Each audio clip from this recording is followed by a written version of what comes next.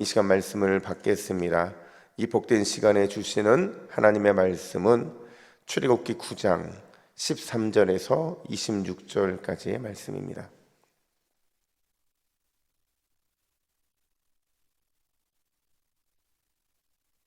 구약성경 93면 출애굽기 9장 13절부터 26절까지의 말씀, 참 지혜는 어디 있는가 라는 제목으로 말씀을 받겠습니다. 우리 13절부터 26절까지 교독합니다. 여호와께서 모세에게 이르시되 아침에 일찍이 일어나 바로 앞에 서서 그에게 이르기를 히브리 사람의 하나님 여호와의 말씀에 내 백성을 보내라. 그들이 나를 섬길 것이니라.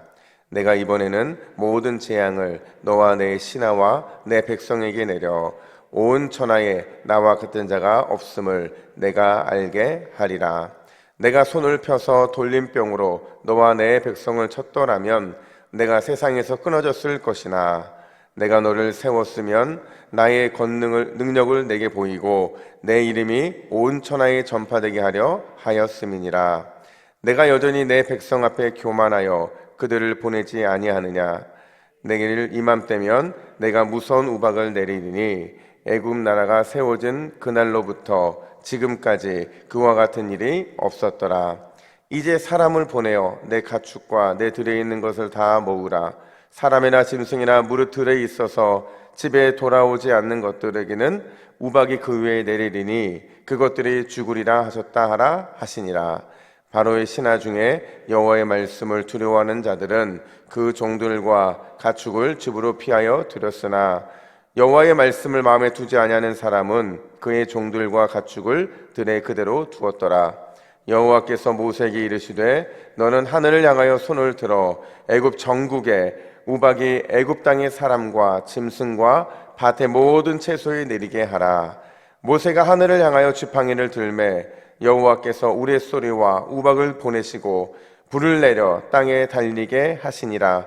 여호와께서 우박을 애굽 땅에 내리심에 우박이 내림과 불덩이가 우박에 섞여 내림이 심히 맹렬하니 나라가 생긴 그때로부터 애굽 온 땅에는 그와 같은 일이 없었더라.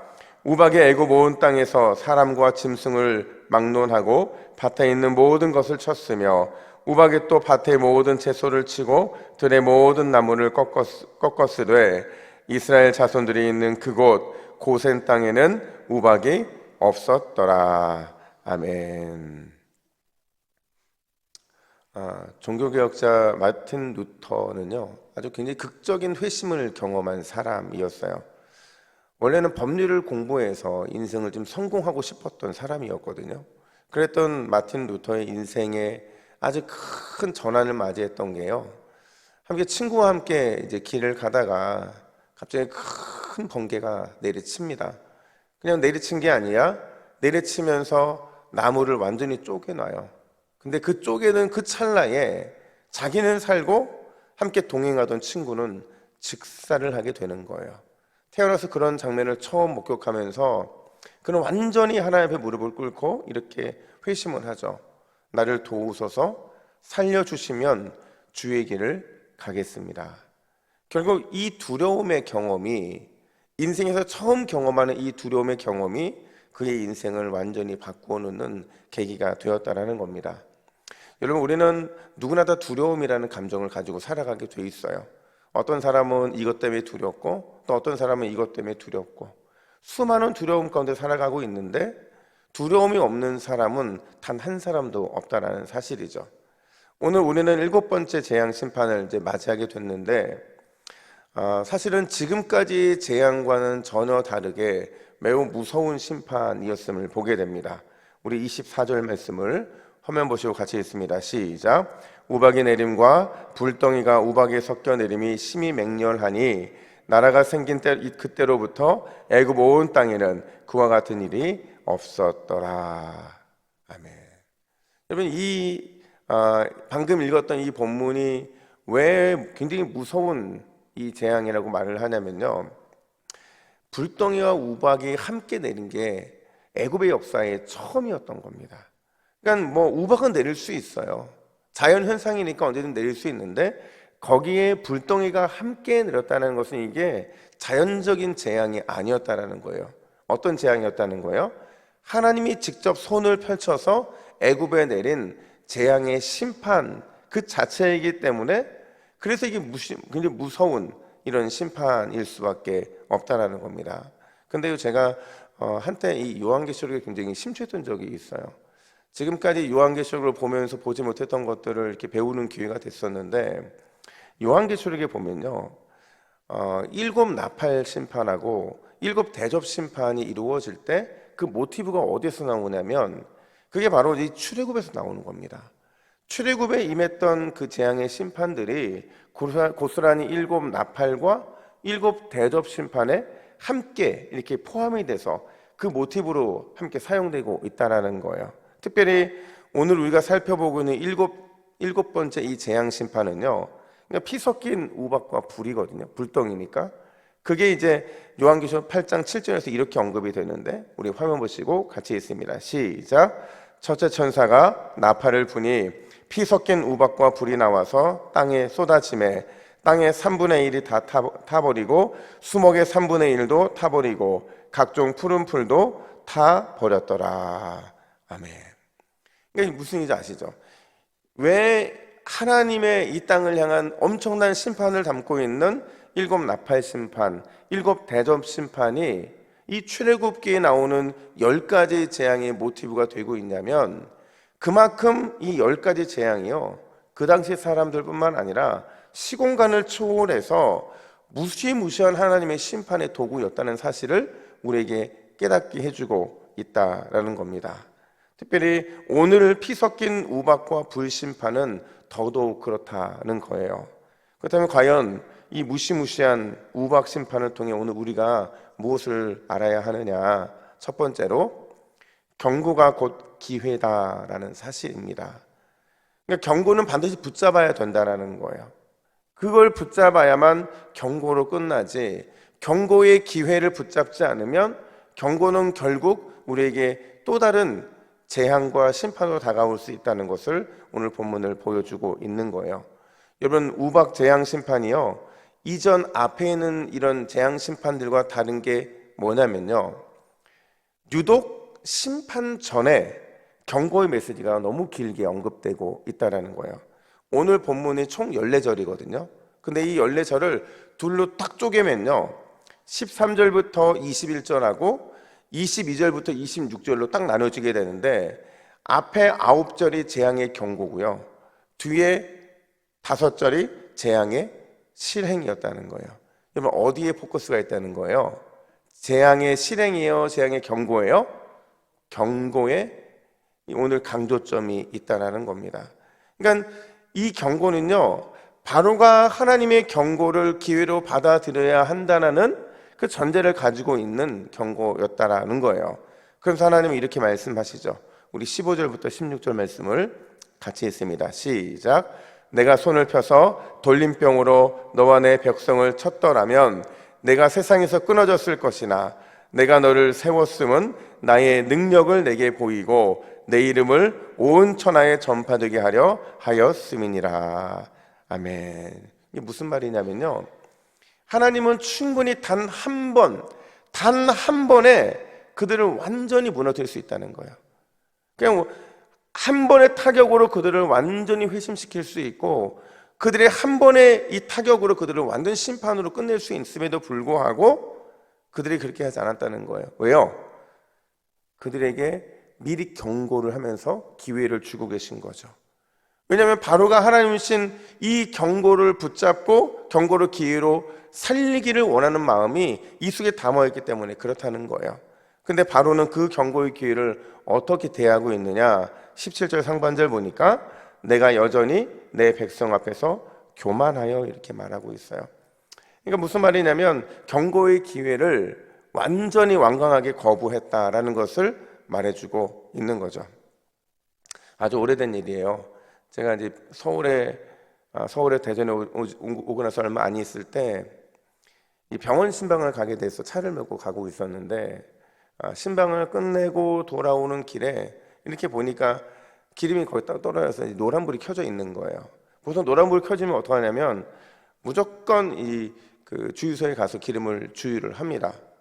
근데 참 남자들은 참 독특한 게 이게 계산을 해요. 이 정도면 뭐 어느 정도 갈 수 있겠다. 그리고 어디쯤 가면 그 주유소가 있으니까 할 수 있겠다. 이런 자신감이 있어서 그냥 저 보면서 이제 좀 싼 주유소를 찾는다고 보는데 한 주유소가 좀 비쌌는데 그 주유소에 어떤 문구가 있었냐면 이렇게 붙어 있는 거예요.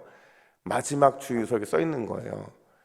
마지막 주유소가 어디 있어요? 다 거짓말이죠. 제가 그 길을 너무 잘하니까 분명히 주유소 거기 다음에 있는 걸 알고 있어서 무시하고 갔어요. 무시하고 갔는데 여러분 어떻게 됐을까요? 예, 그 뭐죠? 이 전화 받고 오신 저희 뭐 긴급 출동해 주신 분이 하시는 말씀이 여기서 휴게소 주유소까지 딱 2km 남았다는 거예요. 근데 2km 바로 앞에서 이 차가 멈춘 거예요. 말이 멈추는 거죠. 여러분 고속도로 달리다 멈춰 보세요. 그 순간 차를 갓길로 대는 거 굉장히 힘들거든요. 그래서 제가 그걸 경험하면서 이거 무조건 노란불 들어오면 무조건 주유소를 가야 된다라는 사실을 다시 한번 깨닫게 된 거죠. 여러분 우리 인생이 그렇다는 겁니다. 우리 인생의 참 지혜가 뭐냐? 노란불 들어왔을 때 즉각적으로 노란불의 원인을 파악하는 거예요. 이걸 영적으로 말하면 하나님의 경고가 왔을 때 그 경고를 기회로 만들어야 된다는 거죠. 그 경고를 기회를 만들 때 경고가 단순히 경고로 끝날 수 있는 것이지, 안 그러면 더 한 걸음 더 나아가게 되면 우리 인생은 고달플 수밖에 없다는 거예요. 그래서 참 지혜는 하나님의 경고를 기회로 만들 수 있는 사람이 바로 하나님의 이 참 지혜를 소유한 사람이라는 거죠. 시편 107편 43절은 이렇게 말해요.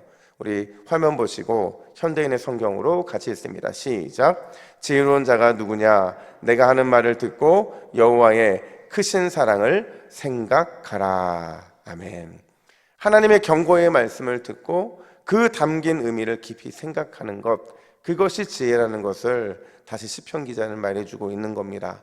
여러분 오늘 이 새벽에 하나님이 여러분들에게 어떤 경고의 메시지를 삶 속에 주셨는지를 깊이 묵상하시고 그 경고의 메시지를 기회로 삼을 때에 우리의 삶에는 주님 주신 은혜의 지혜가 날마다 충만하게 될 줄로 믿습니다. 뿐만 아니라 두 번째로 오늘 본문은 뭘 얘기하느냐? 여호와를 두려워하는 자만 산다라는 겁니다. 바꿔 말하면 여호와를 선택하는 사람만이 살 수 있다는 걸 오늘 본문을 보여주는 거예요. 우리 20절과 21절을 같이 읽습니다. 시작. 바로의 신하 중에 여호와의 말씀을 두려워하는 자들은 그 종들과 가축을 집으로 피하여 들였으나 여호와의 말씀을 마음에 두지 아니하는 사람은 그의 종들과 가축을 들에 그대로 두었더라. 아멘.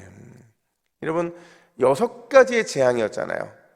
6가지의 재앙을 보면서 목도하면서 7번째 재앙이 임하기 바로 직전에 이 바로의 신하들 중에는 깨닫는 신하가 있었고 깨닫지 못하는 신하로 다 구분이 돼요. 그러니까 여호와를 선택하는 신하가 있는 반면에 바로의 길을 선택하는 신하들이 있었다라는 거예요. 근데 중요한 건 뭐냐면 뭐가 이들을 이렇게 나눠지게 만들었느냐? 20절과 21절 보면 여호와의 말씀을 두려워하는 자들, 여호와의 말씀을 마음에 두지 아니하는 사람 이렇게 말하고 있거든요. 그러니까 21절의 포커스를 좀 생각해 보자면 하나님의 말씀을 마음에 두는 자들, 자신들의 눈앞에 펼쳐지고 있는 모든 삶들이 말씀으로 해석이 되어서 하나님의 두려움에 대한 대상이 되었고 그분을 따르기로 선택하는 사람들, 그들은 이 재앙의 심판 속에서 하나님의 구원의 은혜를 입게 되었다라는 겁니다. 그러니까 그들의 생사를 가른 건 뭐냐면 하나님에 대한 경외심, 그 경외심을 가지고 그들이 선택했기 때문에 그들은 살게 되었다라는 겁니다. 여러분 생각해 보면요, 바로의 이 신하들의 입장에 생각해 보면 그들은 정말 두 가지밖에 없었어요. 바로를 선택하느냐, 여호와를 선택하느냐. 근데 이거를 여호와를 선택하게 만드는 그 기준이 뭐냐면요, 그러니까 유한한 바로에게 마음을 두느냐, 무한대의 소망 되신 하나님께 소망을 두느냐가 그 차이를 만들어내게 되었다라는 거죠. 여러분 이 새벽에 우리가 기도할 하나님은 무한대의 소망이신 하나님인 줄로 믿습니다. 그분이 우리에게 무한대의 소망을 베풀어 주시겠다고 하시는데 우리가 바로에게 의지할 필요가 뭐가 있겠어요? 바로가 아니라 무조건 하나님만을 의지하고 그분을 경외함으로, 그분을 선택함으로 그 선택과 경외함이 마음에 있는 자, 그 있는 자만이 무한대의 소망 되신 주님을 만나게 되는 줄로 믿습니다. 오늘 이 새벽에 그 하나님과 깊은 은혜의 교제를 하게 되는 저와 여러분들 되기를 예수님의 이름으로 축복합니다. 아멘. 함께 우리 화면 보시고 기도의 제목을 같이 읽습니다. 우리 같이 읽습니다. 시작. 주여, 하나님의 경고를 기회로 삼는 참 지혜자가 되게 하옵소서. 무한대 소망이 되시는 주님의 말씀을 늘 마음에 두는 나와 우리 가정이 되게 하옵소서. 아멘. 함께 기도하겠습니다. 하나님 아버지, 오늘 이 새벽에 우리가 주님의 귀한 은혜의 말씀, 주님의 은혜의 경고 앞에 날마다 기회를 삼고자 선택하는 지혜자들이 되기를 원합니다.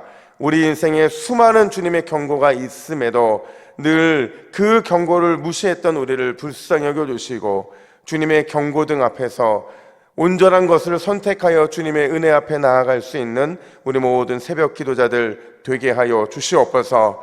주님은 무한대의 소망으로 우리를 붙잡아 주시는 줄로 믿습니다. 오직 주님만의 우리의 소망을 붙잡는 귀한 은혜의 통로가 되게 해 주시옵소서. 감사드리며 예수님의 이름으로 기도하옵나이다. 아멘.